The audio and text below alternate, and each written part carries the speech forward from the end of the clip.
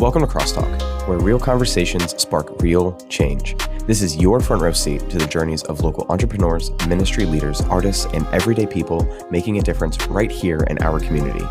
Each week, we dive into honest conversations, how dreams got started, the challenges faced, and the vision shaping our future.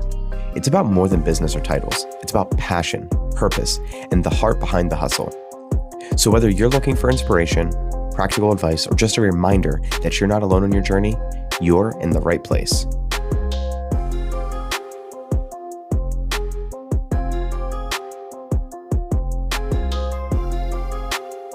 All right, well, hey guys, welcome to this week's episode of Crosstalk. I'm here with Gene Newswanger, who is also known as Professor Smiley.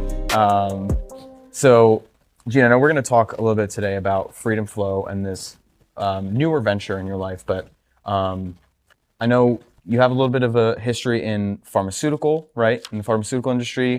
You teach business at what school? Lehigh Carbon Community College, and also okay. Lancaster Bible. And Lancaster Bible. Okay, yeah, wonderful. Yeah. So you have professorial experience. Is that a word? Sounds good to me. All right, well, we're making words up here today. But so tell me, so you started out in the pharmaceutical industry, right? Yeah. Yeah. So what led you there? How did you get started with that? I always say I was a pharmacist that didn't want to be a pharmacist. I was actually a business guy. And I thought that I was going to go into something in business, entrepreneurial. My mother was very entrepreneurial. I did some small business ideas as a child growing up, mainly with her encouragement, so to speak. Okay. But back in the day, it was all about specialization. And so my guidance counselor at my high school said, "Hey, you're okay at math. You're okay." I was not a great student, but she's like, "You're okay at math. You're okay at science. There's a lot of things you could do in pharmacy, and you can get jobs that nobody else can get." And I was like, "Ooh, that sounds good to me," because I was afraid I was going to go to school for business, and I was going to walk away, still having no idea. Come out of school, have no idea what I want to do. I was like, "That sounds really good." She didn't tell me the part about all of the exams and all of the certifications and all the stuff in order to get to that quote level. But anyway, and so as I was going through school, I found out a lot more about pharmacy. I didn't know a pharmacist to talk to one. My idea of a pharmacist was an old white guy with polyester pants and well-worn shoes that hid behind the pharmacy counter, and you never talked to, you never saw him, whatever. And I was like, well, that is not me. But that was quote what I knew. Well, as I went through pharmacy school, learned, et cetera, thought I wanted to go into pharmaceutical sales. That did not work out, particularly as I got more into it. I started seeing some of the downsides to pharmaceutical sales and management and things that I thought that I wanted. And about 20 years into my profession, was managing stores for other people, et cetera, and I got burned out. And I was like, what do I do? And so I always knew I was going to go back to school for business of some sort, get my MBA. I had original plans of that when I came out of college, straight out of college, was going to go to Drexel University and got my MBA, but I fell in love. And of course that made some changes. So I graduated pharmacy school on Wednesday, got married that Saturday, and of course we had to look for work. And so 40 plus years later, to my lovely wife, Joy, with my daughters, Grace and Hope. But I went back for my MBA. Wow. And when I was doing that, I discovered a love and a passion for teaching that I didn't know was in there. Wow. And I was like, wow, like I want to do this. And so I started teaching in business. And I am the soft side of business. I say I teach anything and everything except for the hard parts of business, what I call, accounting, economics, no. But, principles of sales, entrepreneurship. My favorite course to teach outside of Freedom Flow courses is critical thinking, problem solving, and team building, a course that I developed about 15 years ago, which is awesome. So anyway. long question to how I got into pharmacy, and somewhat so now I call myself bivocational. Yeah. Still work in some pharmacies. Okay. For a period of time, I did some outsourcing where I was a contractor on a contract basis, 30 stores anywhere in Eastern Pennsylvania. You could have found me on any given day. That was a lot of fun for a while, a lot of travel. I believe that. And now I'm a couple days a week in a pharmacy, and my passion is Freedom Flow. Okay. So when did, coming into business, and you're saying that the part of the topics you didn't like talking about was like the accounting side and the harder aspects of it. And now you are running a program on kind of like the harder side of things, which, I mean, not necessarily the business accounting side, but like the finances. Yeah. So how did you go from not really liking to teach that stuff to now having a passion for finances and what you've created as Freedom Flow? Yeah. Well, one of the aspects of that is I am very excited about personal finance. Okay. Taking a few steps back, I was born and raised in Lancaster County as a Mennonite, which for those of us that the audience that might not mean anything to them, very conservative Christian household. Yeah. Spent a lot of time in church. Very oriented. Everything revolved around church. My relationships all kind of stemmed out of that, etc. Yeah. And I had a personal relationship, quote, with God in theory. Like I knew, I invited Jesus into my heart and those kinds of things. But I knew that, quote, existed, but it didn't really mean a whole lot to me. Yeah. Money, on the other hand, meant a lot to me. I had a lot of interest in money, those childhood entrepreneurship ventures, etc. Yeah. And became very financially conservative. Looked for, later in life, taught Dave Ramsey in churches, etc. Helped people with their finances. Quote, did all the right things, so to speak. Yeah. Didn't turn out to be the multi-gazillionaire that I was promised 30 years ago by doing all of these right things. But hey, and so as I went through that process, so on that side of things, quote, I didn't like the specific numbers. I mean, my personal finance, budget and all that good stuff. Yeah, we did all of that. But in terms of teaching, accounting, and more from the larger scale stuff. So that was so there was a dichotomy there. And then some things started to change.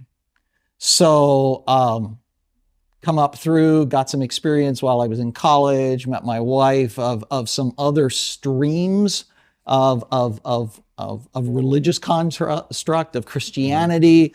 And still remained very conservative in my belief system, but it's like, oh, okay, there's a little more out here. And my relationship with God, honestly, I would classify as boring. Like it was like I knew God existed, but I was like got into some areas that of religion and Christianity that were more a little bit more demonstrative. And my wife was on worship teams, etc. And she's like, I don't look at you because you're sitting in the back row with your hands in your pocket, you're expressionless, like there's nothing going on there. Yeah. And I was like, you know what? I'm not going to fake it. Like, God, I believe you. I know you exist. I know I'm in relationship with you, but I'm not going to fake. I'm not going to fake something. I'm not going to try to work something up. I was like, that's kind of 2000 and so. There were some touch points along the way. We had a ministry called Gene Smiley and the Smiley Crew, which is actually where Professor Smiley came from. And that was a multi-generational family thing with my Gene Smiley and the Smiley Crew. I was Gene Smiley, my wife and my daughters, probably 6, 8 years old in that range for a few years, were the crew. And we would go around and do different events and stuff. And stuff would happen, like weird things would happen. Okay. In these presentations, in these interacting with typically it was like middle school kids, Yeah. late elementary, middle school, but there was always parents, and that's what I loved the most is intergenerational stuff. Yeah. Gene Smiley I called it a variety show format, a little bit of song, a little bit of dance, some object lessons, some different things. Christian entertainment with a message is what we used to call it. Yeah. And weird things would happen Okay. that I didn't understand, and honestly, I would promptly forget. So, there was an occasion where we're doing this church retreat, this kids retreat. And, Saturday night, you do an altar call because that's what you do at Christian retreats for kids, Yeah. I didn't like that, and some people would say, well, that's that's what you're supposed to be doing in life. You're supposed to be inviting people to Jesus. But I'm not a pastor. I don't really know my Bible that well. It just kind of felt weird. But there was an object lesson that we came up with. It worked pretty well, etc. And so this one night, there's probably 100 people in the audience, kids, staff of the camp, counselors, all that stuff. And I do the object lesson, and I'm like, and I just feel like this is for somebody. So I'm just going to sit up here. And inside, I'm going, what? Like, are you kidding? Like, I don't want to sit up here. Like, I want to move on to the next song. Like, what? My wife's in the front row going, okay, what happened to this guy? Like, this is not the program. What is he doing? Yeah. And so I'm sitting up there on the stool, like, my knees were probably literally quaking. Right? And I was like, and it probably was 30 seconds, minute, maybe. It felt like forever. And this one older boy from the back of the room comes up the aisle, hits the floor, starts crying, and is just like a puddle on the floor. Wow. This girl gets up. She starts coming. All of a sudden, I've got about 2/3 of the kids in the front on the floor, and the counselors are going, we got to get up there and pray for these little ones. What's going on? Like, the place is like crazy. And I'm sitting there totally bewildered because back in the day, you didn't have cell phones. I get on the camp payphone and I call up my pastor. And I was like, what happened? Like, I did nothing. Yeah. I did nothing different. And I was like, what was that? Wow. And so, but I kind of probably forgot about it. Like, if things going on, like, et cetera, et cetera. Right. 2013. This is after Gene Smiley and the Smiley crew, et cetera, et cetera. And, I could see, looking back, I could see some little other touch points along the way. Like, this just weird stuff and whatever that I didn't understand, that I'd forget about. And 2013, I woke up from sleep in encounter. That's the language I would use for it now. Then I had no idea. I was just like, what is this? And the way I explain it is screens open on your phone or your laptop, one in front of the other. They're all open. They're all there. And so I'm in a dream and I know I'm dreaming. I'm having conversations in that dream. I'm sometimes dreaming within the dream. And I'm getting these, quote, downloads, what I would call now downloads of this is what you need to remember from this part of the dream. And I'm having an argument with whatever that, quote, voice is going, I'm dreaming. I don't remember dreams. I will never remember this. Coming out of this dream. And I'm like, so I come out of it was a nap on a Saturday afternoon. I hadn't been feeling well. And I was like, okay, I don't know what to do with this dream. Okay. And in this encounter, and I'm actually mixing two stories, I realize. Let me go back. This was a few years before the encounter coming out of dead sleep. Okay. But this dream was kind of that awakening in a sense of a recognition. Okay, there really is something. Something to this.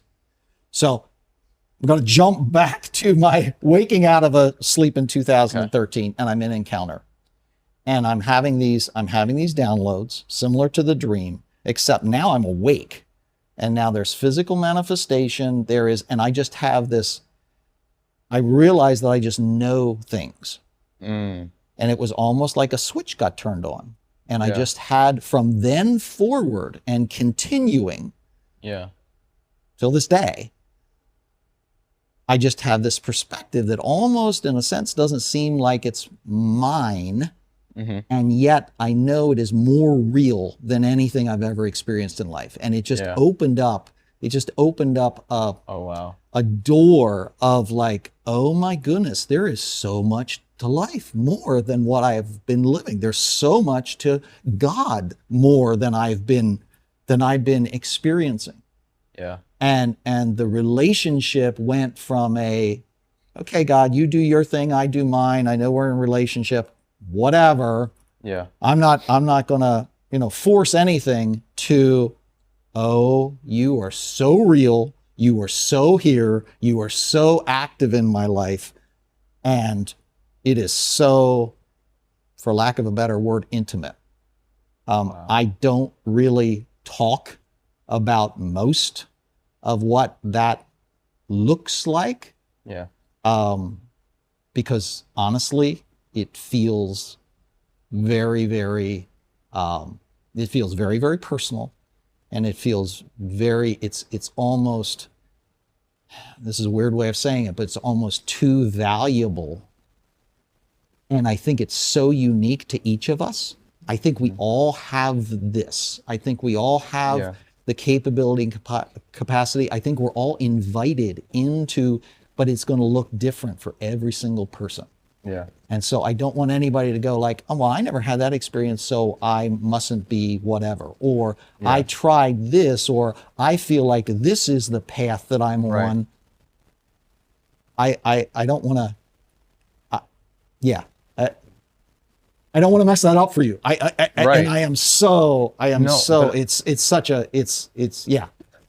I love that perspective, because I know growing up, so I grew up Lutheran. So I always like to say it's the pink Kool-Aid of Catholicism, Okay. So it's very old-fashioned, very strict and traditional. So for me, growing up, I knew Jesus here. Yes. Everything made sense here. Yes. But nothing made sense here. Gotcha. And that caused me, I stepped away from my faith for a while, and then I eventually came back. And even when I was first saved again, I still looked at God like this big sheriff in the sky who was just waiting to condemn me whenever I did something wrong. And that belief carried me for the first year or two of me after, like, post kind of salvation. Yeah. And in that 2.5 year-ish range, I would have these really high highs of experiencing God, and then these really low lows. And then I would see people having these encounters with God, and I would be like, well, I don't have those, so I must not be doing it right. Yeah. Yeah. And God radically changed my life end of 2024. I was actually having a conversation with Josh yesterday about it, and for him to get my attention, he had to literally strip me of everything. So I lost the business I was running at the time. I lost my wife. I lost the opportunity to see my kids. I lost, did I say house already? Lost where I was living. Lost where I was living then was my car. Car breaks down, had no car anymore. And it took all of these things and me attempting to take my life. And it was unsuccessful by the grace of God that I finally, after what I did to myself, realizing that I should not be alive and was woken up, that I was like, okay, God, here I am. And that started a 12-month journey, which is still going on today. But this journey of him bringing me into these groups of people where I was able to experience God in different ways and have deeper and more meaningful relationships to where, and I've shared this with a lot of people, like doing stuff like this is not innately how I'm wired. I'm an introvert by nature. Oh, I okay. love being behind the scenes. I shared with you the podcast. This was started because I was like, I will do the production behind the scenes, and I had somebody else in line, and God was like, that's a great idea, but no, I have you prepared for something different. And everything that goes against who I am in my nature of how I was created is so against the call that God has on my life. And I love that because it makes me and it forces me to rely on him so much. Yeah. And people always ask me, like, I do all these crazy content things on social media, and I'll like do like these little skits. Like if you were at the Taste of Hamburger Festival, you probably saw little Hulk Hogan running around. That was me. Oh, okay. Okay. So like doing these like comedy skits, I'm doing this downtown series, which is like a thing from The Office, and people are like, how do you come up with these ideas? And I was like, I don't know, I'm not smart enough to know these things. Exactly. But it's because God Yes. has, Yes. I have this open dialogue and communication where things come, these downloads happen, like you mentioned, and I just walk in it, and I'm like, he was faithful then. I know he's going to be faithful now. And I hear the voice of my shepherd. And when he speaks, I know I just got to follow and listen. Yeah. So I love everything that you're saying. I love it. I love everything that you're mentioning about your story. Cause like I can attest to like an experience from that. Like I had to get to the point though, where I was willing and able to receive that from him. But then it's like, once he opens your eyes, and I'm sure you can attest, once he opens your eyes, you can't go back. Yeah. It's impossible. Yeah. You might downslide a little bit, but like you can't go back. Yeah. Because the things that he shows you, the things that he does and works through you, it's that living testimony. Yeah. My wife makes the comment, she's like, and this is, we're like at this point, we've been married almost 40 years. So we were about 30 years into our relationship. And she's like, you're the same man, but you're not. Which created, and we talk about encounters and we talk, and you're like, oh, I wish I could do that, or I wish I was that, or I wish that was me, kind of thing. It's not all pretty. Quote. No. And it's certainly, in my case, it was not all comfortable. So I had this higher perspective, right? Mm-hmm. And so remember, I don't think I've ever said it this way. This is kind of an admission. Money was more important to me than God was. It was. Yeah. It was. If I'm really honest. Yeah. It was. Okay. So personal finance, helping people, et cetera, doing all the right things, et cetera, et cetera. Get to about 2021 with this higher perspective, but I'm like, but how does it apply? What's the boots on the ground of this? Like, I mean, it's freaking amazing, but is there something to share? And, my wife and we would kind of, we'll share a little bit about this or share a little bit about that. And I was like, most of the time, I either wouldn't remember what was, quote, shared. I told you I'm making a recording on my phone because I discovered that, hey, I miss so much of this without quote documentation of it. So I kind of go back and listen to, what was that all about? Anyway, about 2021, I got a call from a guy, and didn't really know him. I had probably had a conversation or two with him with a small group of young people that was meeting out in the Harrisburg area, and this was one of their dads, and he would show up occasionally. I didn't know what the guy did, didn't really know who he was, and he calls up and he says, you and Joy, my wife, have this higher perspective. He said, I need a higher perspective. He said, I'm in a situation and I need a higher perspective. I don't know what. And so I'm like, well, tell me about this. And so he starts to explain, and it has to do with personal finance. I'm like, I do personal finance. Yeah. let's check this out. Okay. Oh, so tell me your problem. And so he tells me that, he's in this situation over a long-term period of time. He had accumulated some personal debt with someone. Yeah. And through a set of circumstances, this person, they needed their money. I didn't know he didn't know, and I didn't know the full extent, but he's like, this guy wants his money. Yeah. He deserves his money. I have no problem, except I don't have any money to give him. Yeah. And I can't think of any way to come up with this money. Yeah. I don't really have anything to sell. I don't have any assets that I can borrow. So he said, I'm thinking about going to the bank to try to get a personal loan so that I can pay back this money. But he's like, I don't have anything in my checking account. And it was like, he's a contractor of sorts, kind of thing. And he's like, not a lot of business. Like, I don't have much cash flow, all these kinds of things. And I'm like, I don't think the bank's, and I'm thinking to myself, I don't think the bank's going to give you an unsecured personal loan in your situation. So we have these conversations over the period of a couple of weeks. And finally I said, give me some numbers. I said, and he did not call asking for money whatsoever. Yeah. Like he made that very clear. But I'm starting to have these thoughts.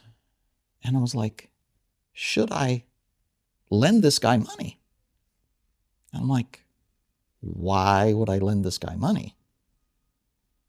Personal finance 101, and then when I found out the amount, he tells me, he's like, this is how much the personal debt is. And I don't know what your podcast is like, but shit, you're in trouble. Yeah. I didn't say it out loud, right. But I'm thinking, man, wow. This ain't just a little bit of nothing. This is a boatload of money that you owe. How did you get in this mess? Right. All of those things. But I'm just like, okay. And I'm having these, should you lend this guy money? I was like, why would I do that? And furthermore, the bigger problem was I didn't have the money to lend him. Yeah. So I'm like, okay, why am I thinking about lending him money that I don't even have? Right? Now, lived conservatively all my life, lived debt-free, etc. Not wealthy. I'm comfortable, but not, and God and I have had these conversations like, God, I've been doing it your way for the last 30 years. I'm supposed to be, Dave Ramsey has told me I'm supposed to be a multimillionaire by all the right things that I did, and I ain't anywhere close. What's the deal, right? So we've had those discussions as I've gotten more closer to, quote, retirement age. I can see that little bit of you holding money over God. Yeah, those conversations. I get that. I've had those myself. Don't worry. Okay. Yeah. Okay. So anyway, I'm like, all right. So I'm like, okay, I'm going to call up a trusted friend, right? Okay. Yeah. Call up, what do they call it on the game show? Phone a friend. I'm going to phone a friend. Yeah. So I phone a friend, and I'm like, Dave, I'm about to do something. I'm thinking about doing something really, really stupid, like talk me off the ledge, right? Yeah. Okay. Trusted friend. He's in banking. He's conservative like me. He's grown up and watched me through this process, including my new quote, the new me, where my life got literally. My life got turned upside down. Yeah. I think it actually got turned right side up, but it still feels a lot like upside down. Hey, that's the upside down kingdom for you. Yeah. I get it. So he's been through all that. And I'm fully expecting him to say, you're nuts. Get a life. I'll come and do an intervention. Yeah. Right. And instead he says, what would be best for this guy? And I was like, what do you mean, what would be best for this guy? And he's like, would it be best for this guy if you lent him money, if you gave him money, or if you did nothing? He's like, but whatever you decide, if you in any way, shape, or form do money with this guy, you have to have in your heart that it is a gift. no matter what construct you've set up, Yeah. no matter what the loan payments or whatever, because he said, because you're going to be faced, it is likely that this is going to go badly. It is likely that you are never going to see this money again, no matter how you set it up. Right. And he's led, and you have to decide now whether you're going to put your relationship above your money. Mm. And I'm like, Dave, that is not what I was expecting you to say. Like, you didn't help, but you did. In a sense, I was Yeah. like, oh crap.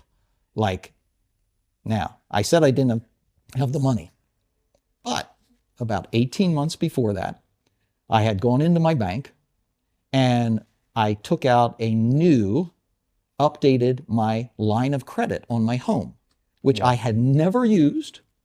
And they're like, oh yeah, we can give you a line of credit, no, a bunch of paperwork to sign. And as I'm signing this paperwork, I'm like, why am I doing this? Like, I'm out of debt. I have no plans to go into debt. Like, why am I upping this line of credit thing?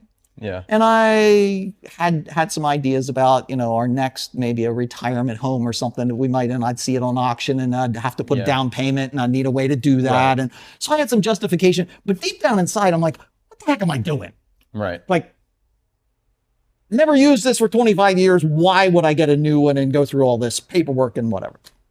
So I'm like, I know where I would borrow the money from. But to me, debt was like the devil. I mean, once you got out, you stayed out. Like you under That's the Dave Ramsey way. No circumstances do you go back. And I'm like, why would I borrow money on my home equity line of credit when there's no upside? There's no and the guy isn't asking for money, and he's pretty much explained to me in detail how he has no way of paying money back. Yeah. He just doesn't. And I'm like, but I feel like this is God. I feel like God is encouraging me. Now, God does not force me to do anything. That in our personal relationship, that has been made very clear to me. Yeah. Like, I will invite you, but I will not force you to do anything. And I have been in the habit over the last 10 years of saying yes. What I call assent. And it's not always pretty, and I'm not always happy about it, and I don't always want it, but I'm like our relationship is so precious.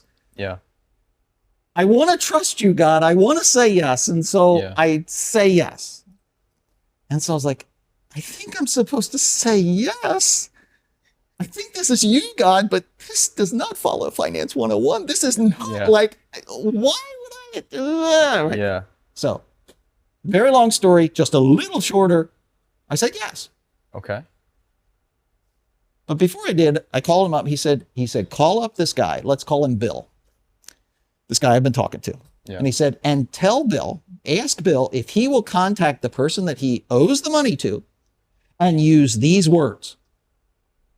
Ask that person, what would be a blessing to you if you could have the full amount of money tomorrow?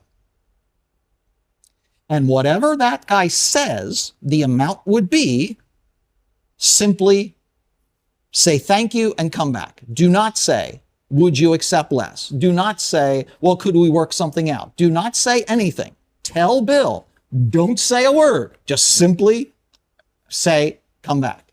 Yeah. Right? And I'm like, okay, that really, so I call the guy up. I call my friend up. John, my friend. I call John up. I say, John, I said, would you be willing to contact Bill and say these words? What would be a blessing to you if you could have the full amount of money tomorrow? Now, in business, we would know this as a negotiation technique. Pennies on the dollar. Oh, is this a bad debt? Oh, you're really desperate for this money. Yeah.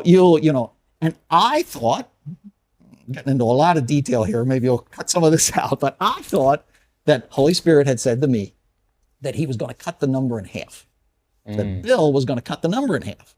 And if Bill did that, then I thought that was something that I could handle because I knew what my payments were going to be. On the whole amount, I knew what the payments were going to be. On half the amount, I'm like, okay, like I could do that. And I'm Yeah. inside, I'm starting to get a little excited. I'm like, ooh, this is like, I think God's working here. Like, yeah, I could handle that. Yeah. I could do that. Do you hear all those Yeah. eyes? Yeah. You hear that? Right? I'm thinking in my own strength, I think I could work a little extra. I could save a little more. I could make these payments and, right? And so my friend, John, he's like, no, I can't call Bill. I was like, why not? And he's like, because I can't do that. I'm like, what do you mean? He's like, I can't do that. I can't give him the full amount of money tomorrow. Like, I haven't even gone to the bank to put in a loan application. Like, he says, I can't do that. I was like, well, what if you could? He's like, what are you saying to me? I was like, what if I brought you a cashier's check for whatever that full amount is to your hometown tomorrow with this guy's name on it? He's like, why would you do that? I said, I have no idea. Right? But I feel like it's what God is saying to me. And he's like, it is so weird. He's like, Gene, he says, I feel like I'm just supposed to say yes. And he's like, I don't want to, like, he was not happy. It wasn't like, oh yeah, man, the guy's gonna write me a check. And I'm assuming that he assumed it was going to be a loan.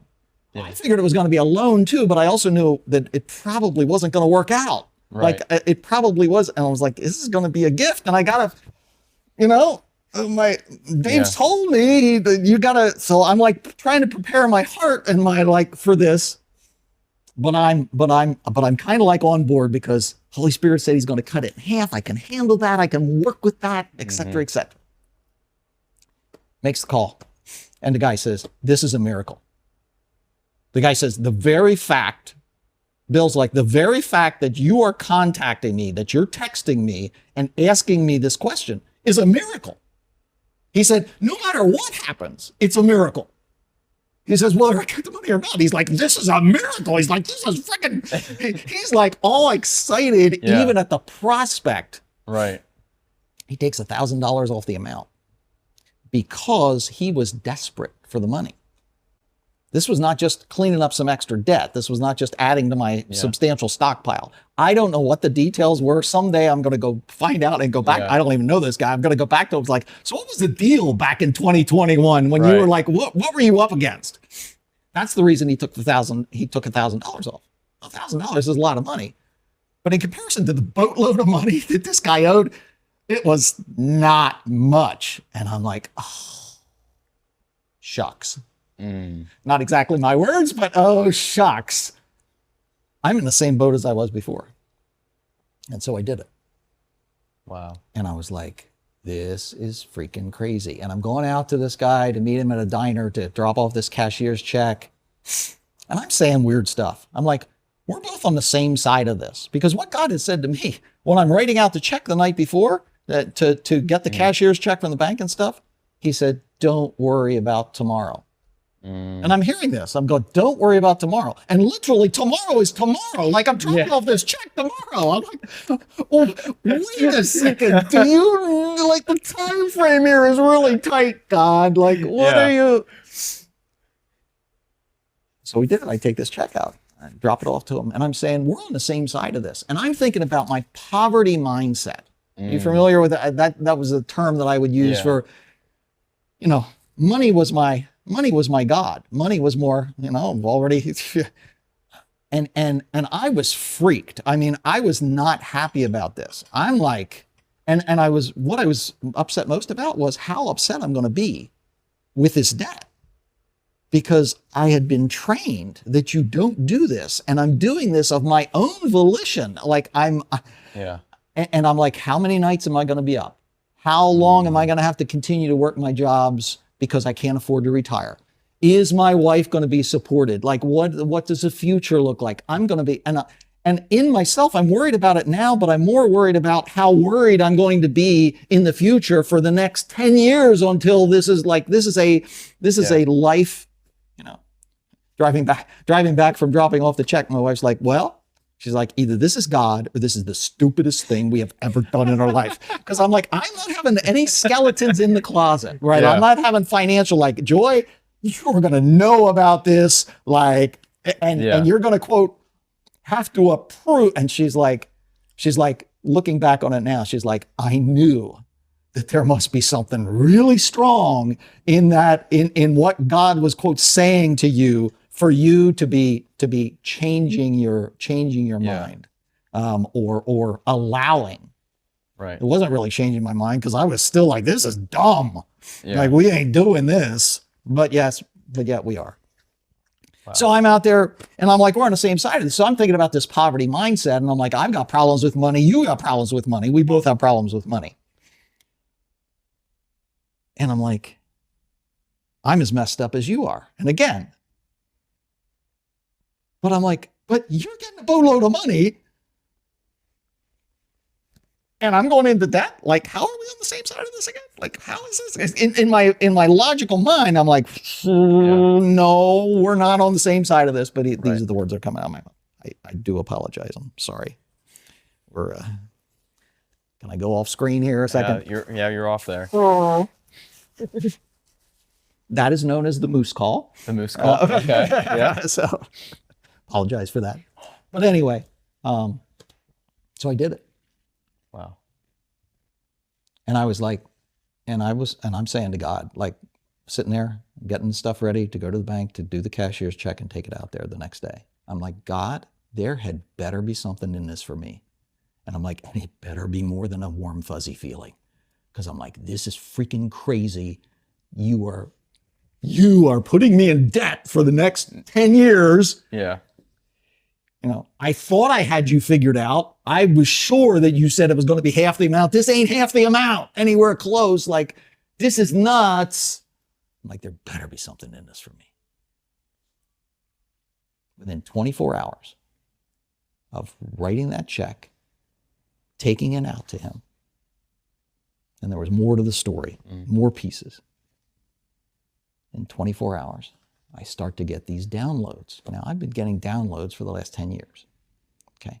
But I'm writing this stuff down, and I don't really know what I'm writing. I'm just following, what am I supposed to, I'm hearing things, and I'm putting them into the recorder. I say, the words come out of my mouth. They're not really coming, they're not really coming through my brain, per se. I'm not thinking about them. Right. I'm just saying these words, and so I'm making these recordings, and I'm listening to this stuff, and I'm looking at the stuff I'm writing. I'm like, what is this? And early on, God said to me, you, son, speaking to me, this is freedom flow. And you are part of a holy experiment that you have already said yes to, even though you didn't know what it was, and you still don't know what it is. And I was like, I'm in a holy experiment with God, and it's called freedom flow, and there's models, there's steps, there's processes that affect and impact every area of your life. And it's perspective, but it's more than perspective. And we'll probably get into some of that later. And I was just dumbfounded. I was just like, oh my freaking goodness. Wow. Now I'll give you one little tidbit to throw in here, a story. So this freedom flow stuff, it's still coming. It's literally still coming. I mean, 3 months ago, I had a whole nother avenue of this. It's the same principles, but it's applications and directions. There's stuff for business. There's stuff for individuals. There's personal finance stuff. There's how to be an employer that everybody wants to work for. It's just crazy. And so we were down at a little church down in DC. was this pastor, and we had gotten to know some of the people in his congregation, and so therefore I met the pastor and whatever, and so I'm talking to him, whatever, and does some stuff online, and online they introduced this guy for an online thing, and they said, yes, this gentleman sits with presidents and prime ministers of countries on a regular basis and advises them. I'm like, okay, this is not the guy. This is not that guy. I'm like, is it? Like, is that the guy? Is that the pastor of the little church down in? Turns out this guy is the United States World Bank consultant for a 7-country consortium in the Middle East. And there is a variety of countries in these 7 countries, a variety of economics in them. Yeah.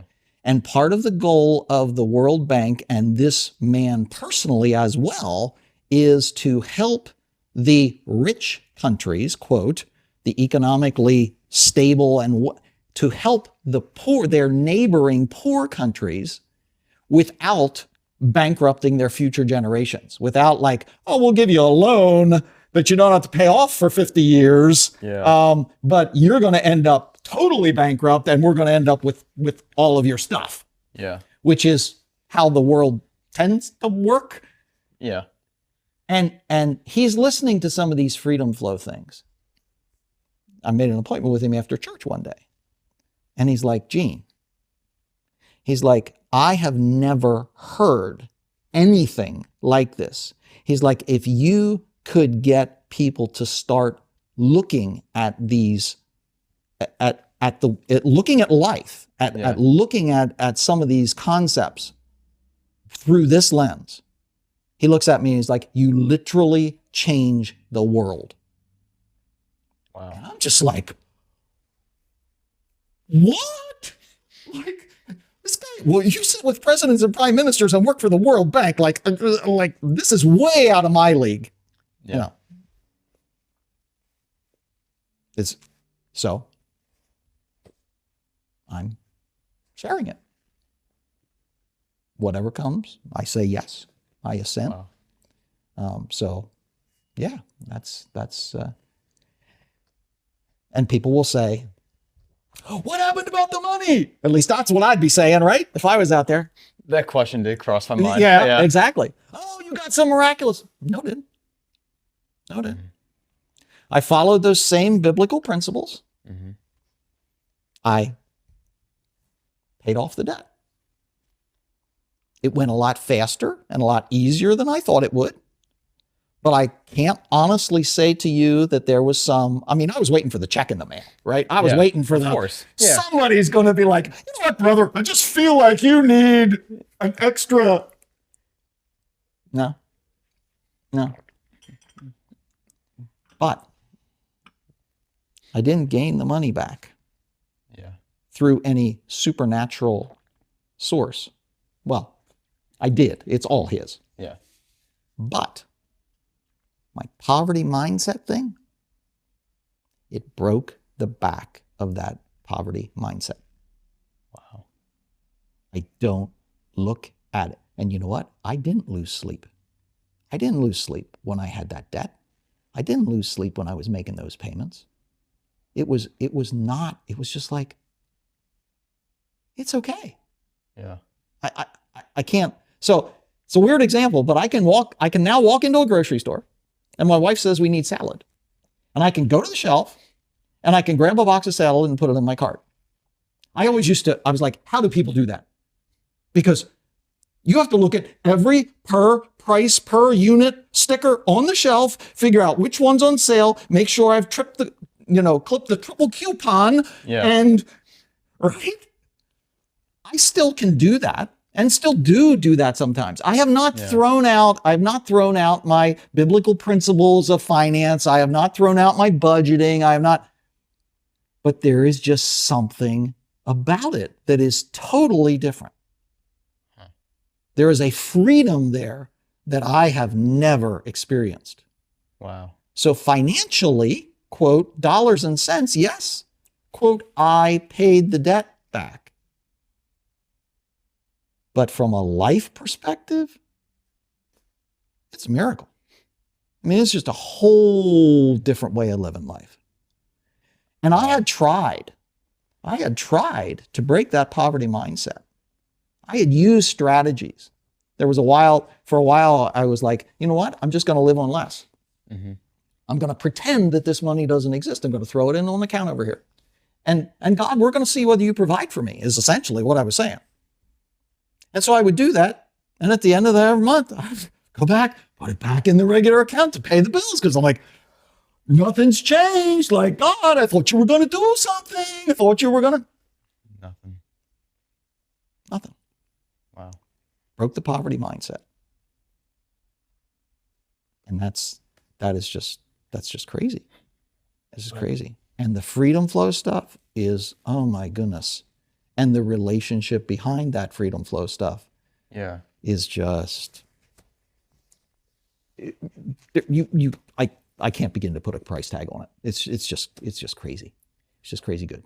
And I think, and I'm sure you're going to attest to this, had you gotten that miraculous check in the mail, or, that long lost friend that was like, God put you on my heart and here's a check for X amount of dollars, we wouldn't be here, would we? Right. Not in the same way. Right. Not in the same way, because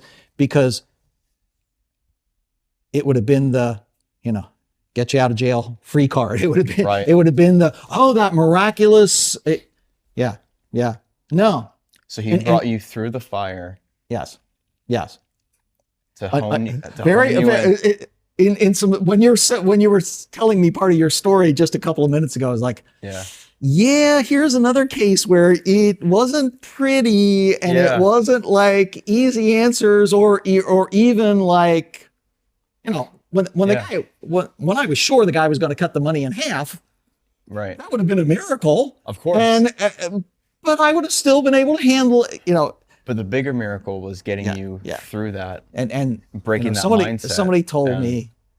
Somebody told me that extravagant giving is oftentimes a step on the path to, quote, financial freedom of that was their grid that they were talking about. But they're like, it oftentimes takes a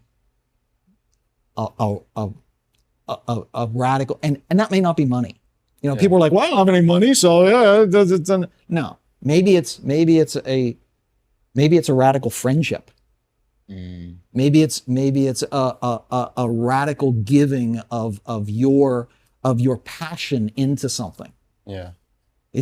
It doesn't have to, finances is only a representation of what is. There's so much more than that. And so even the course that I'm going to be offering talks about finances in the title, but it's so much more than that.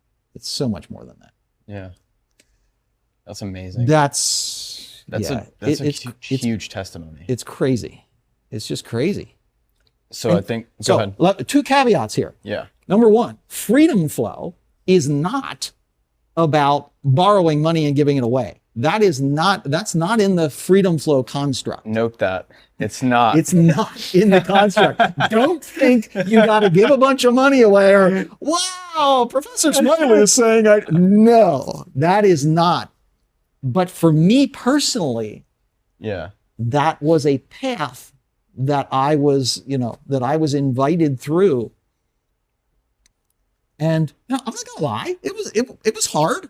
Right. It was, there's still, it's not, and I'm not perfect. I'm not some, well, now now you have no, and I still struggle in lots of areas.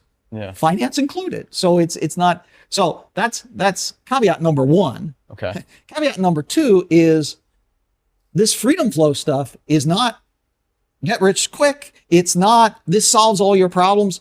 Life is still very messy. Okay. Particularly when we start talking about connection and relationship and some of the things that we do in freedom flow. Yeah. It's messy. It doesn't always, quote, work, and it's not quick. It is a process. So No, you're not going to borrow a pile of money and give it away. That's not part of the curriculum. And no, this isn't going to solve all your problems and make you financially secure and living abundantly and in 3 minutes. Okay. Yeah. So now that we got that out of the way of what it's not. Yeah. What is freedom flow? Let's Yeah.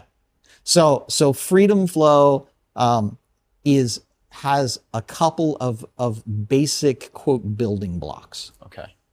Okay. The first and probably the most general from the 30,000 foot view is in freedom flow, we talk about living covenantally versus contractually. Okay. Now, what do I mean by that? So covenant, in my definition, some of you might have a construct of what covenant means from a spiritual standpoint or religious standpoint. Covenant to me, I'm simply using it as, quote, an agreement or a connection, a relationship. Okay. And it's part of my relationship with God is covenantal because I am assenting to be in this connection, to be in this relationship, and to say yes. And I don't always say yes about everything, right? It's not it's just like any other relationship. It's not perfect. And there's definitely mess. But we live in a world that, for the most part, looks very contractual. It looks very much the box of the agreement. And those boxes aren't wrong per se. They're not bad per se. I mean, if you have a mortgage with the bank, you probably want, a piece of paper that says what the interest rate is and says what the payments are and whatever. Okay. Now, some of us would make the argument, if you're going to make, if you're going to pay your taxes, we all love to do that, right? Absolutely. Okay. Yeah. And you're like, well, that's not a contract. Well, it kind of is. Okay. Now you might feel powerless in that contract. You might feel like, okay, whether it's your job, whether it's your car lease, whether it's, we do life by contract, and there's safety in that. Okay. There's guidelines in that, which are good, which are healthy. We need them. We need those constructs in life. Mm-hmm. Okay. No doubt. But that is infused and is in an environment of what I call this covenant. Okay. And covenant is this connection. It's this relationship. It's recognizing that there is more going on here than just the box. And the box is not just a limit. Okay? Sometimes we go, well, I only have to do this. Like, I'm in the restaurant, okay? And my meal costs $25. Now, I don't usually sit there and before I go in go, well, would you take $24? It's kind of like what the meal costs, okay? Yeah. Okay. And that's, quote, the contract of your, I know that at the end of my meal, I'm going to be providing you $25, okay? Yeah. The waiter or the wait staff is a little different, though. Now, you may not say, well, I'm going to pay $30 for my meal, but you may say, you know what? That wait staff, typical, I checked, I looked it up. It was on YouTube, must be true, on the internet. Average for a meal, 18% gratuity, or whatever it might be, okay? I'm not going to get out my calculator. Okay. I'm in relationship with this person, whether I know them or not. Okay. Yeah. They're physically serving me. Okay. Mm-hmm. Which makes it a little bit easier because, well, at least I know her name or his, I know, and maybe we've chatted with them. Okay. And it's my choice as to how I choose to quote, bless them. Right. Okay. I can be very generous. Well, it's only 18%. Well, what if I want to? I was in a situation yesterday. TikTok likes to make sure that we're You're still here. active. Yeah. Oh, okay. you get to decide. You get to help decide. Now, there might be a standard that you say, well, I'm going to follow the standard, but you can choose to go above or below that. That's within your. So there is there's a box there, but it's not so quote rigid, so to speak. Okay, and a lot of this is, your attitude as well. So it's not just how much am I giving, but what's my attitude about that giving? Do I feel like, do I recognize that that I can be a blessing to this person by doing this? Yeah. Okay. Yeah. Covenant contract. Then, so you put your boxes, you put all your boxes, and I'm a guy, I don't know about you, but my wife tells me I have trouble doing two things at once, right? Back in the day when I used to be talking to my mom on the phone, my wife would come home and she'd go, so what'd you do? And I was like, I talked to mom on the phone. And she's like, and what else did you do? Like, did you make dinner? Did you hang up the wash? Did you sweep the floor? I'm like, no, I talked to mom. Like, I can either talk to mom and sit on my Barca lounger or not talk to mom and do something else, like wash the dishes. But I can't watch. Women are so good at multitasking. So much better than me. Okay. So I have my boxes. Yeah. We all have those constructs, right? Right. But we're in this environment of a quote bigger picture of the quote covenant. So that's one basic principle. Then we've got some things that quote feed out of that. So for instance, living relationally versus transactionally. Well, if you recognize covenant and contract, then how do I do life? Well, I live connected. I live with this, again, I may not be able to see that person. I think this is, the big cable company, nameless, faceless corporation that I'm paying my $99 to every month. Dang it. Okay. Wish I didn't have to do that. Yeah. But from a relational versus a transactional perspective, I'm going, but there are people. There are people that are making their livelihood. There are people that are providing for their families. There are people that are passionate about this. Okay. Mm-hmm. You have a business. Okay. You're passionate about your business. Yeah. So it's not just an invoice that you give to someone. It's my livelihood. It's you. And it's not just your livelihood, but it's also your creativity. It's also your passion. It's also part of the reason you get up in the morning is to be able to serve that, to be able to serve your clients, to be able to serve your community. Even doing this, right, is a, we call them sometimes passion projects, but there's people behind it. Yeah, exactly. And so when we start to recognize that, talked about taxes a little bit ago. Right? My wife decided that last year, that she was going to bless our taxes. She was going to bless the people that were associated with those taxes. I was like, what?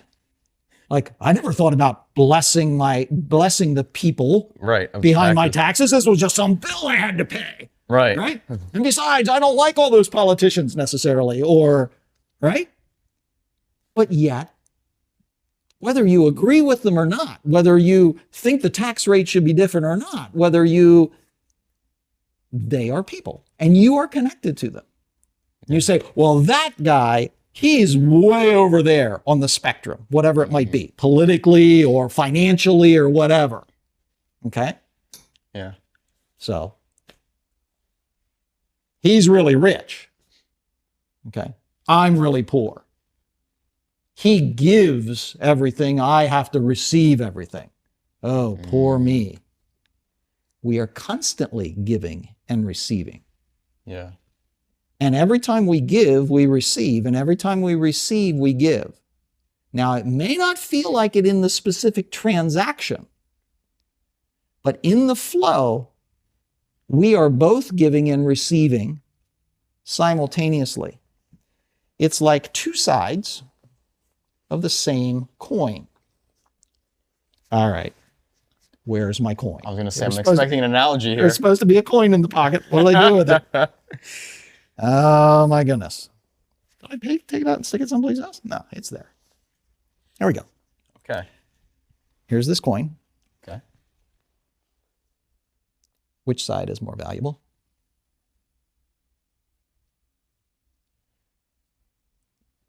They're equal valuable, right? Like it's the same value either side. Right. Yeah. Okay. So what if one side was giving Yeah. and the other side was receiving? If one side was abundance and the other side was lack? What if one side was provision and the other side was need? Do we need?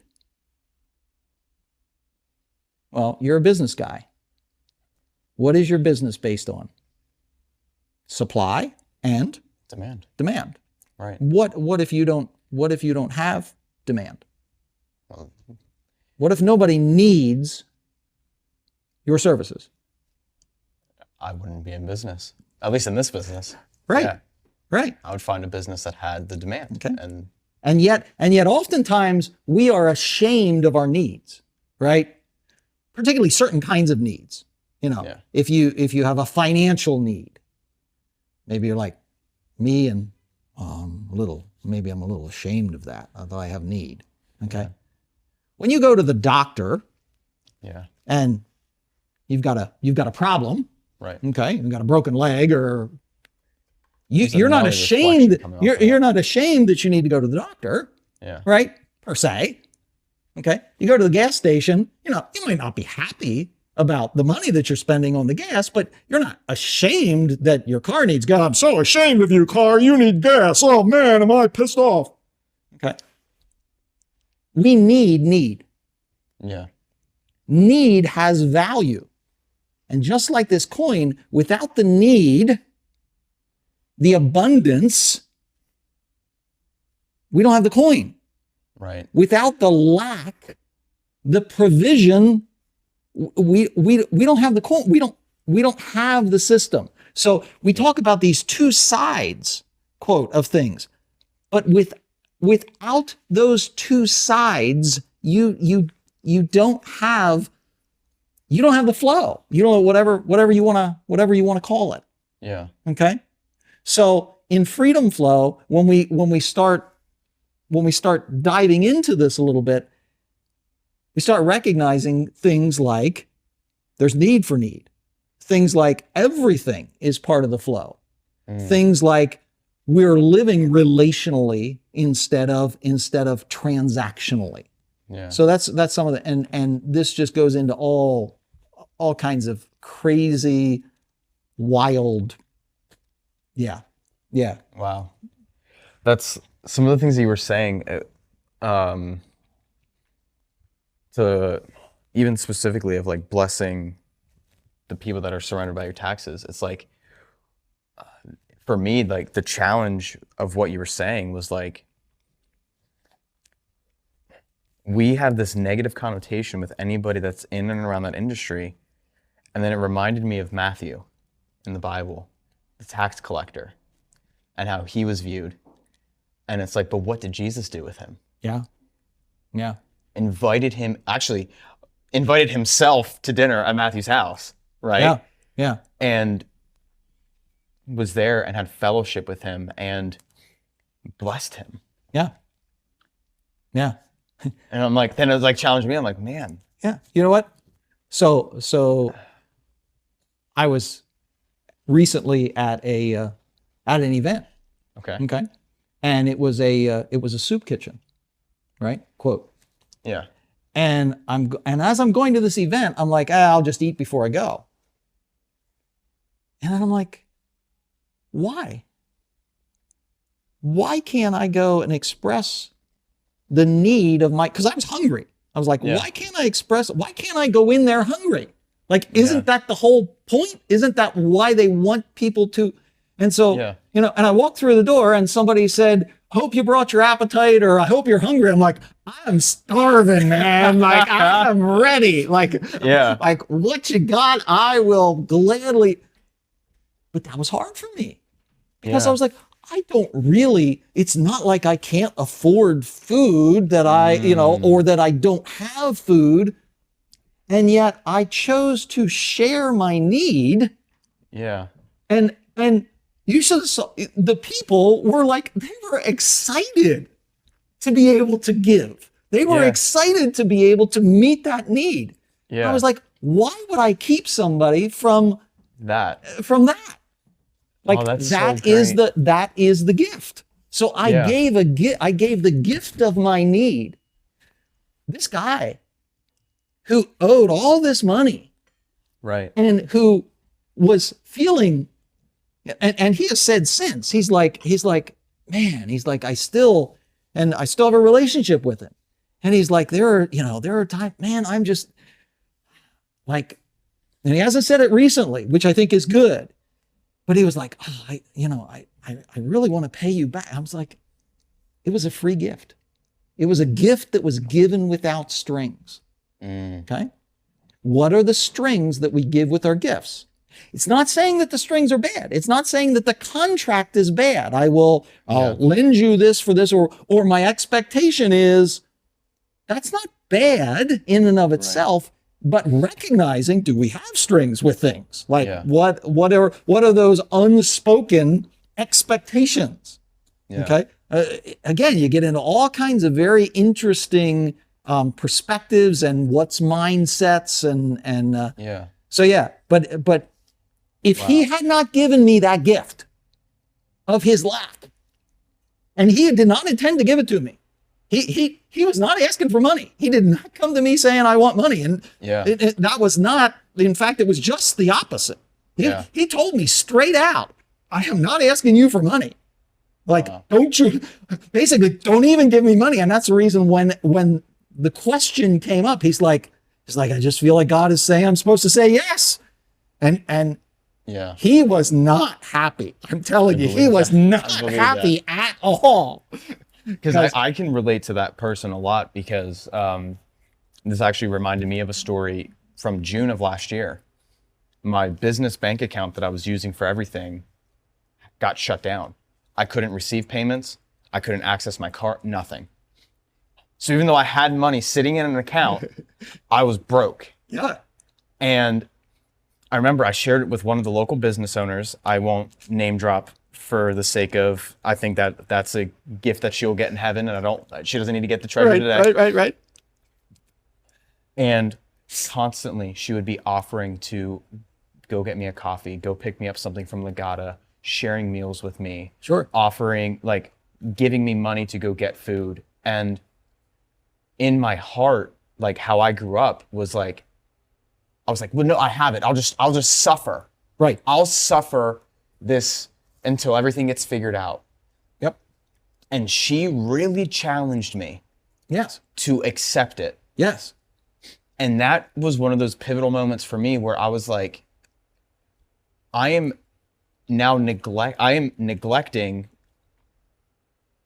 her need to give. Yes. Because that is what either God put on her heart, God designed her in the way that she has that in her heart, that she was like, she saw that I had a need, so her need was to fulfill my need. Absolutely. In that moment. Absolutely. And by me rejecting it and neglecting it, I was pushing off a closer connection with her. Yep. Yeah. A deeper relationship, and being able to, for myself, learn that, like, what you're talking about. So, like, everything that you're saying, like, I'm just like, it's clicking in my brain, like, how it makes sense. And this woman now, I mean, she's my spiritual mother. She's phenomenal. I'll have to introduce you to her at some point. She's phenomenal. But she's just, that was one of those things. And it's like, now,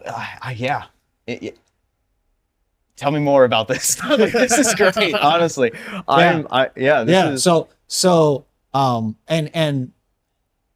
Similar. So what is freedom and what is flow? Okay, freedom flow. Where the name came from. All right, I did not come up with this. Like, this was not my. In fact, it was kind of interesting, because when I went and I'm trying to start, not very tech set. Excuse me, my wife tells me I need to work on this. Not I am not. It's sometimes I have found in the past that I've had some challenges with technology. Okay. There. I hope my wife is happy. Hopefully that's better. Joy, shout out to you. I'm learning. I'm working on in progress. We're working in progress, right? Yeah. Right. But when I looked up for a website, you know, and I was looking for Freedom Flow because I'm like, this is Freedom Flow. Like like nobody's gonna tell me this ain't Freedom Flow. This is Freedom Flow. Like that's what it is. Like whether I like the name or not. Well, I thought it was pretty cool, but I was like, and so when I was looking it up, I couldn't get the domain name Freedom Flow. And so I decided, I was like, okay, well, what about my Freedom Flow? I was like, okay, this is my Freedom Flow. So our website is now myfreedomflow.com, et cetera, et cetera. And I really, wow. It's, I have to be careful how I talk about this stuff because it's just really good, but really felt like Spirit confirmed that for me, et cetera. But I'm like, but what is freedom and what is flow? Okay. Yeah. Freedom is expansion or growth through choice. In other words, we get to choose. Right. Freedom flow is about invitation. It is not about coercion. Again, think about those two words. Yeah. Invitation is open.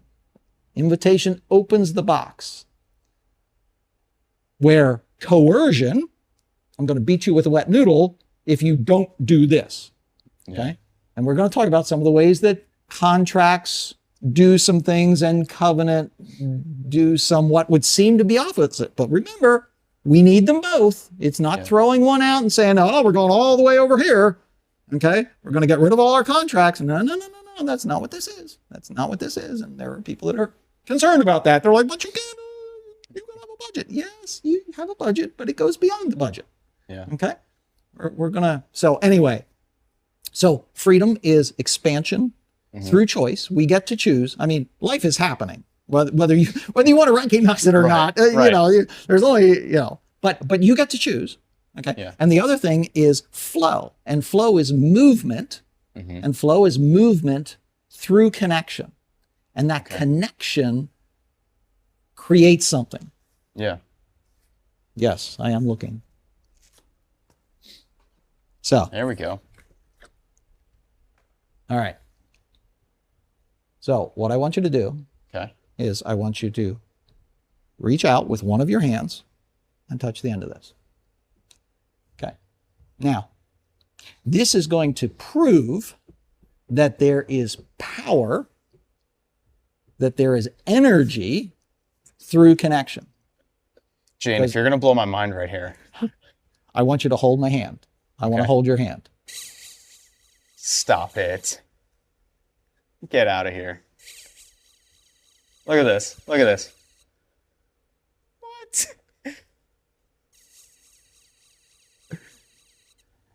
I do this with 30 students in a room.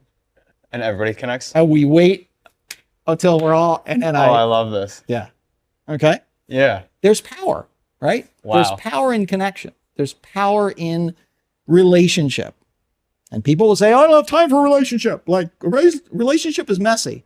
True. Relationship is messy.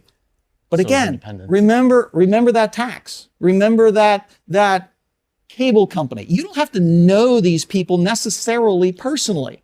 Okay. You have a connection with your viewers. Yeah. Okay. You don't know every one of them by a long shot. Okay.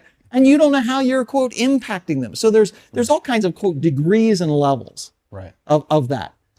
But nonetheless, connection, there's something to that. And there's something really, really powerful and really transformative. Now, we're gonna go to the, quote, end of the story, even though the story never ends. Okay. Freedom flow is all about love transforms. Now, what do I mean by that? Okay. When we start to invite, when we start to say, okay, I'm starting to see the connection. I'm starting to see relational versus transactional. I'm starting to see covenant, but contract, but bringing covenant into that.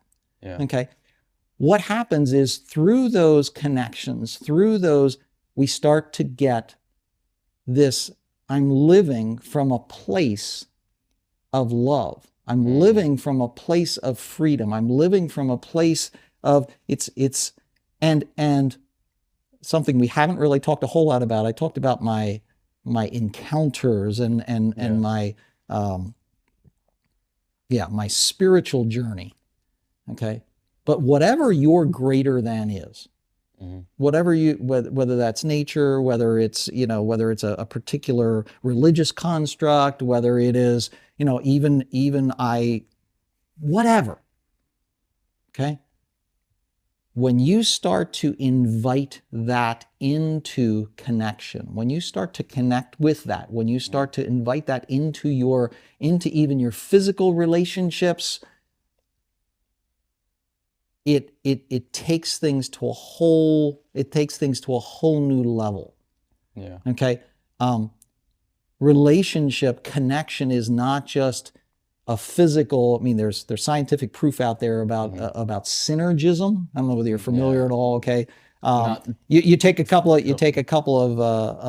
like oxen or something that pull and you say, okay, how much can this ox pull? Okay, 5,000 pounds. How much can this one pull? Oh, 5,000 pounds. Okay. You put them together and you'd think it'd be 10,000. And you think it would be 10,000 pounds, but it's 15. You have them work for a week or two in relationship with one another. And now that 15 turns into 25,000. So there's even this level of when you go from just together to connected, and then you invite. So I'm going to use a simple example of this beyondness and how it impacts us and how it comes into things and just like is amazing. And that is when I married my wife, Joy, we committed to one another. Okay. And we said, till death do us part, all that stuff, right? And we love each other, but we also invited in our paradigm, we invited the beyond. I invited what I like to call spirit that is holy we invited into our relationship. And we said, it's not just about us and not just about our connection and our relationship, but there's something more here. Yeah. So I love my wife with an everlasting love. Now, I can't exactly define what that is. Yeah. I mean, I can tell you some outgrowths of that. I do some stuff that I really don't like to do. Okay? Right. Sometimes I'm even happy about it. It's the being happy about it that is that extra piece, right?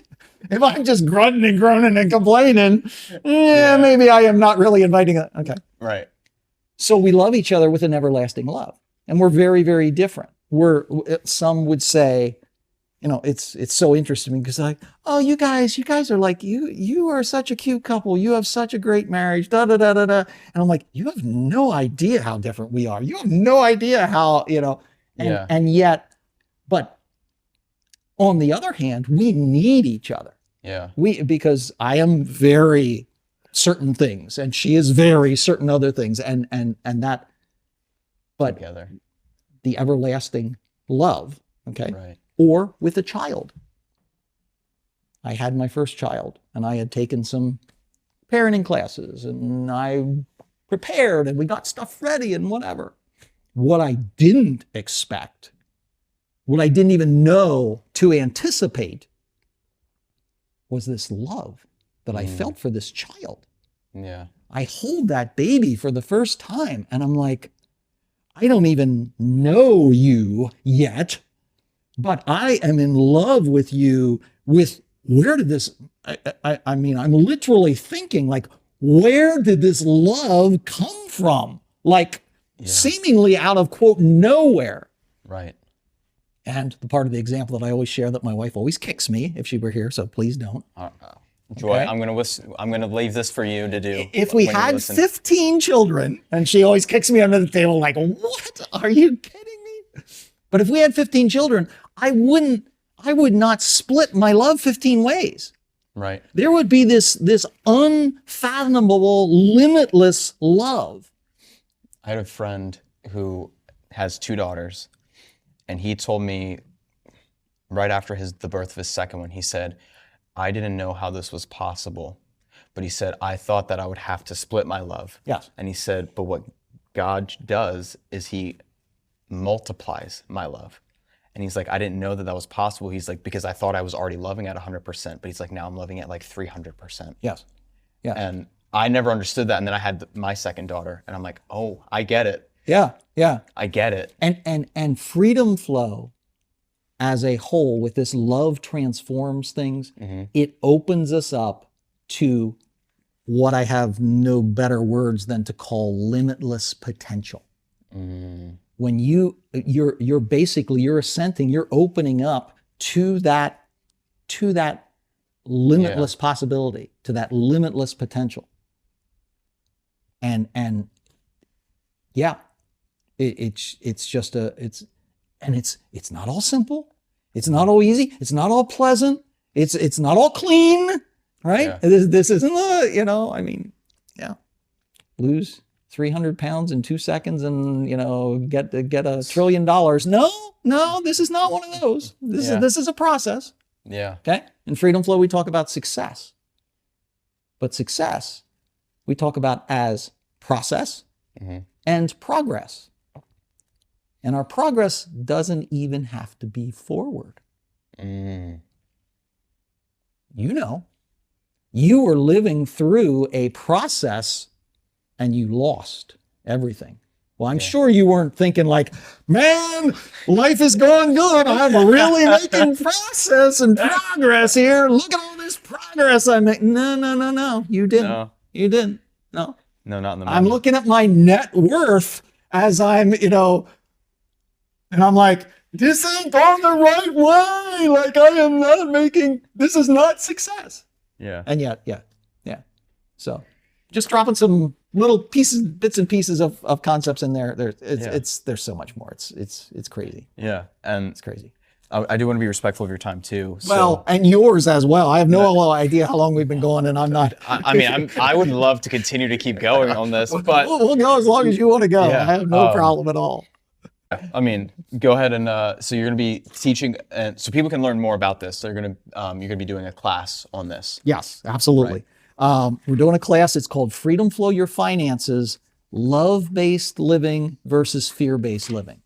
And I will say it has a lot more to do with when you start living your life for the podcast. Okay, there we go. when you start living your life out of a love base versus a fear base, it's a whole nother thing. So that course is going to be offered face-to-face. I love to teach face-to-face. It's my favorite way. I mean, no offense to online stuff, but it's great I'm to stealing your teach stuff now. face-to-face. Here you go. Yeah, you can't do this virtual. At least that. not live. Not live, right. Not physically. I love So- that thing. Oh my gosh. Tuesday, March 3rd, we start on Tuesday nights from 6:30 to 8 in the community room at the Goat House Church, 321 Island Street in Hamburg, 19526. We're going to be there for 7 weeks on Tuesday evenings from 6:30 to 8. And we are going to, this is a discussion. This is not a lecture. I may be Professor Smiley, but I promise I will not lecture at you. We're going to talk about it, and we're going to interact with it. We're going to practice it. Okay. You saw a few of my toys. There's a few more stories and activities and some fun stuff. Wonderful. Totally up to you whether you participate or not. If you just want to sit back, that's fine. Not going to force anybody to do anything. It's all good. There is no admission fee. Okay. We're not charging for this event because we value the gift that you are bringing when you come with your presence, when you come with your participation, when you come with your perspective. We need you, but this is an invitation, not a coercion. Okay? So don't come out of fear or guilt. Come out of invitation, out of desire, if there's just that little voice. It's like, you know what? I think I'd like to stop in and take a look at that. Yeah. That's what we're looking for. So we'll accept donations when you're there if you feel led and you want to do that, but it is certainly not required. Okay. Yeah. Wow. Like I said, starts on March 3rd. This is the this is just a gift. This is just an opportunity. Yeah. I'm looking not excited, but I'm very excited about this. Very excited about this. Yeah. If you have any questions, are they going to be able to get that QR code right off the screen? You hope? Yeah. I was going to say, I'll put the QR code. Hit the QR code. It is myfreedomflow.com. We also have a YouTube channel, which is YouTube at myfreedomflow. If you go to the website, you can register there. Give me a day or two. I'm not quite there yet. We're working with it. I thought we had it by this morning, but we're not quite ready. But by the time this airs, we'll be in good shape. So you can check out. We got some free resources there, and we would just be super excited. Invite your friends, anybody that you think might be interested. This is for literally anybody. It doesn't matter.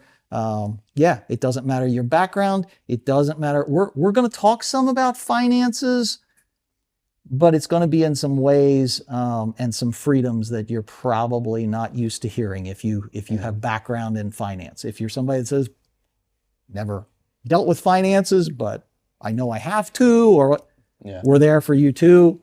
Going to talk about a lot more than just finances. Believe me, it goes way beyond that. Well, I'm gonna make sure I make it to as many of those as I can. So Awesome. I'll be there. Okay. To get more of and that. You can see the host right there. There we go. Yeah. Meet him in person. He's probably somewhat of a celebrity by now.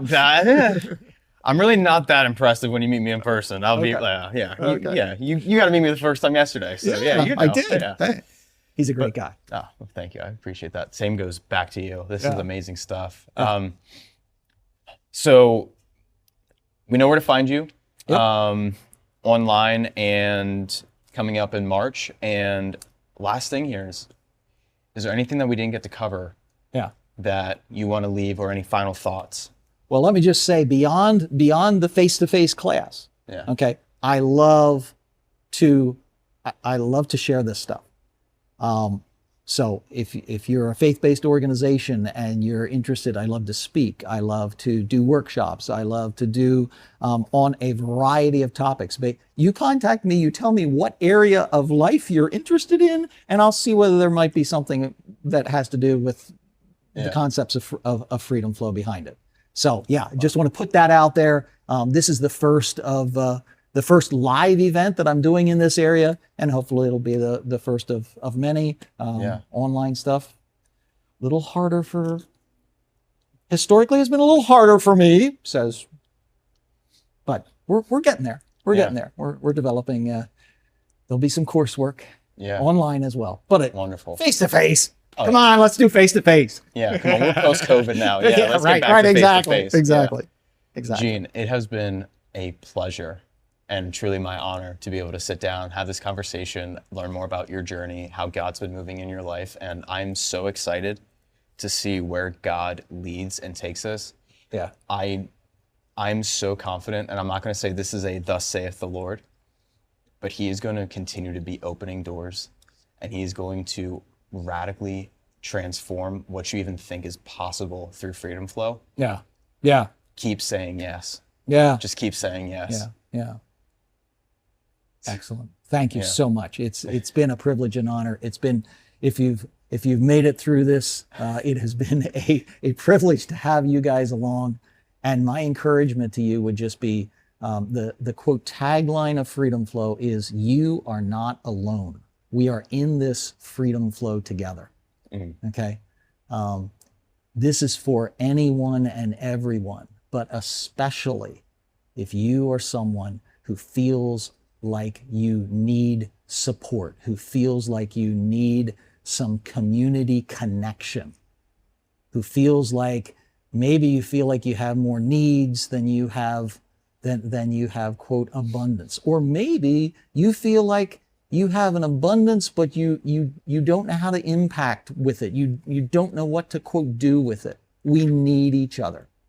And so, yeah,